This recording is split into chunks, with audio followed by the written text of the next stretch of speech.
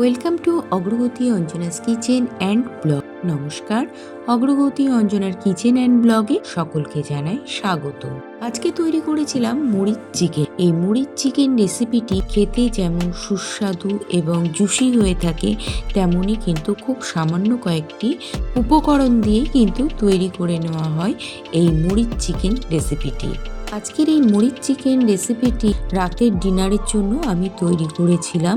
দেখে নেওয়া যাক আজকের এই ভিন্ন স্বাদের চিকেনের রেসিপিটি আমি কিভাবে তৈরি করেছিলাম। মুড়ির চিকেন তৈরি করতে 500 গ্রাম বোনলেস চিকেন নিয়েছিলাম। চিকেনটিকে ধুয়ে পরিষ্কার করে নেবার পর চিকেনের মধ্যে আমার পরিমাণ অনুযায়ী ভিনিগার, লবণ এবং গোলমরিচ দিয়ে আমি আগে থেকে ম্যারিনেশন করে রেখেছিলাম। মশলার জন্য এখানে নিয়েছিলাম একটি মাঝারি সাইজের রসুনের অর্ধেক অংশ, সামান্য পরিমাণে আদা, একটি বড় সাইজের পেঁয়াজ, দুটো কাঁচা লঙ্কা আর হাফ টিস্পুন এখানে গোটা জিরে নিয়েছিলাম। একটি বড় সাইজের আলু নিয়েছিলাম, আলুটিকে এইভাবে ডুমো ডুমো করে কেটে নিয়েছিলাম। তারপরে সামান্য একটু জল দিয়ে আমি ইন্ডাকশন ওভেনে বসিয়ে ভাপ দিয়ে আধ সেদ্ধ করে নিয়েছিলাম। অপরদিকে আদা কুচি, রসুন এবং জিরেটাকে শিলপাটায় বেটে একটি পেস্ট তৈরি করে নিয়েছিলাম। এবার ইন্ডাকশন ওভেনের মধ্যে আমি একটি ফ্রাই প্যান বসিয়ে নিয়েছিলাম। তাতে আমার পরিমাণ অনুযায়ী কিছুটা সর্ষের তেল গরম করতে দিয়েছিলাম। সর্ষের তেলটি যখন গরম হয়ে এসেছিল, সেই পর্যায়ে কিন্তু কুচিয়ে রাখা পেঁয়াজটিকে গরম তেলের মধ্যে আমি ছেড়ে দিয়েছিলাম। তেলের মধ্যে পেঁয়াজটিকে ছেড়ে দেওয়ার পর আমি হালকা করে নেড়ে ছেড়ে ভেজে নিয়েছিলাম। এবার এর মধ্যে আমি দুটো কাঁচা লঙ্কা দিয়েছিলাম। এবার আগে থেকে সেদ্ধ করে রাখা আধ সেদ্ধ করা সেই আলুগুলোকে আমি ফ্রাই প্যানে তেলের মধ্যে ছেড়ে দিয়েছিলাম। এবার এখানে একটা কথা বলে নিই, মুড়ির চিকেন হচ্ছে বলেই কিন্তু আমি অনেক এখানে ঝাল দিইনি। আমি ঝালের পরিমাণটা কমই রেখেছি। যে যতটা পরিমাণে ঝাল খেতে পছন্দ করেন ততটা পরিমাণে এখানে ঝাল ব্যবহার করবেন। এবার আগের থেকে ম্যারিনেট করে রাখা চিকেনটিকে আমি ফ্রাই প্যানে তেলের মধ্যে ছেড়ে দিলাম। ছেড়ে দেওয়ার পর খুন্তি দিয়ে নেড়ে চেড়ে খানিকক্ষণ মিশিয়ে নিয়ে তার মধ্যে দিয়ে দিলাম হাফ টিস্পুন হলুদ গুঁড়ো এবং 1 টিস্পুন লবণ। লবণ ও হলুদটিকে দেওয়া হয়ে গেলে ভালো করে চিকেনের সঙ্গে আমি ফ্রাই প্যানের মধ্যে নেড়ে চেড়ে বেশ কষিয়ে নিয়েছিলাম।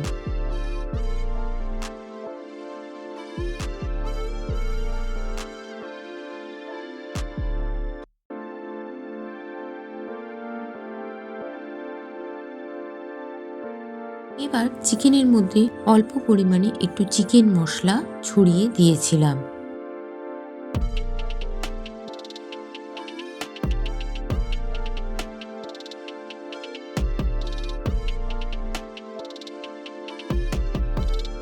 চিকেন মশলা দেওয়া হয়ে গেলে এবার আগে থেকে বেটে রাখা আদা, রসুন, জিরের পেস্টটিকে আমি চিকেনের কষার মধ্যে ঢেলে দিয়েছিলাম। বাটা মশলাটিকে চিকেনের মধ্যে দিয়ে ভালো করে নেড়ে চেড়ে অনেক সময় ধরে কিন্তু কষিয়ে নিয়েছিলাম। যত বেশি পরিমাণে কষানো হবে তত সুস্বাদু ও জুসি কিন্তু হবে মুড়ির চিকেন রেসিপিটিকে খেতে।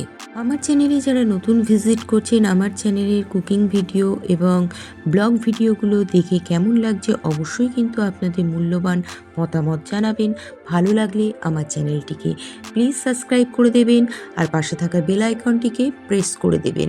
বেল আইকনটিকে প্রেস করে অল নোটিফিকেশনটিকে অন করে রাখবেন, তাহলে যখনই আমি নিত্য নতুন রান্নার রেসিপির ভিডিও অথবা ব্লগ ভিডিও যখনই আপলোড করব, সবার প্রথমে কিন্তু আপনার ফোনেতে আমার চ্যানেলের নোটিফিকেশন পৌঁছে যাবে। কথা বলতে বলতে আমি কিন্তু চিকেন কষাটির মধ্যে মশলা ধোয়া জলটিকে দিয়ে দিয়েছিলাম আর তার মধ্যে আমার পরিমাণ অনুযায়ী কিছুটা গুঁড়ো গরম মশলা ছড়িয়ে দিয়েছিলাম। সব কিছু দেওয়া হয়ে গেলে খুন্তির সাহায্যে মিশিয়ে নিয়ে আমি এর মধ্যে একটি ঢাকা দিয়ে দিয়েছিলাম। ঢাকা দিয়ে মিনিট 10 মতন ফুটতে দিয়েছিলাম। দেখুন কি সুন্দর টকবক করে ফুটে এসছে। এই পর্যায়ে কিন্তু অনেকটা জলও কিন্তু শুকিয়ে গেছে। এবার আমি খুন্তি দিয়ে ভালো করে নেড়ে চেড়ে মিশিয়ে নিচ্ছিলাম। একটা আলু কেটে দেখিয়ে দিলাম, আলুগুলো কিন্তু বেশ সুন্দরভাবে সেদ্ধ হয়ে গেছে। এবার মুড়ির চিকেনের মধ্যেকার গ্রেভিটি যখন আরও শুকিয়ে আসবে, সেই পর্যায়ে আমি কিন্তু ফ্রাই প্যান থেকে নামিয়ে নেব। দেখুন এবার মুড়ির চিকেনের গ্রেভিটা পুরোপুরি শুকিয়ে এসছে এবং তলাতেও কিন্তু একটু লেগে লেগে গিয়েছে। তো যাই হোক, আমি খুন্তি দিয়ে নেড়ে ছেড়ে মুড়ির চিকেন কষাটিকে আলগা করে নিচ্ছিলাম। এবার আমি ফ্রাই প্যান থেকে নামিয়ে নিয়েছিলাম। তো তৈরি হয়ে গেল আজকে সুস্বাদু জুসি চিকেন রেসিপি, মুড়ির চিকেনের রেসিপিটি আপনাদের কাছে কেমন লাগলো অবশ্যই কমেন্টে জানাবেন। আর ভালো লাগলে আমার চ্যানেলটিকে লাইক, কমেন্ট, শেয়ার ও সাবস্ক্রাইব করে দেওয়ার অনুরোধ রইল। তাহলে বাড়িতে এভাবেই তৈরি করে ফেলুন আমার রেসিপির ভিডিওটিকে দেখে মুড়ির চিকেনের রেসিপি। এটি রুটি, পরোটা, নান সমস্ত কিছুর সঙ্গে খাওয়া যেতে পারে। তাহলে আজকের ভিডিওটি আমি এখানেই শেষ করছি। পরবর্তী আবার নতুন কোনো রেসিপি অথবা ব্লগ ভিডিও নিয়ে আপনাদের সামনে হাজির হয়ে যাব। ততক্ষণের জন্য টাটা, বাই বাই।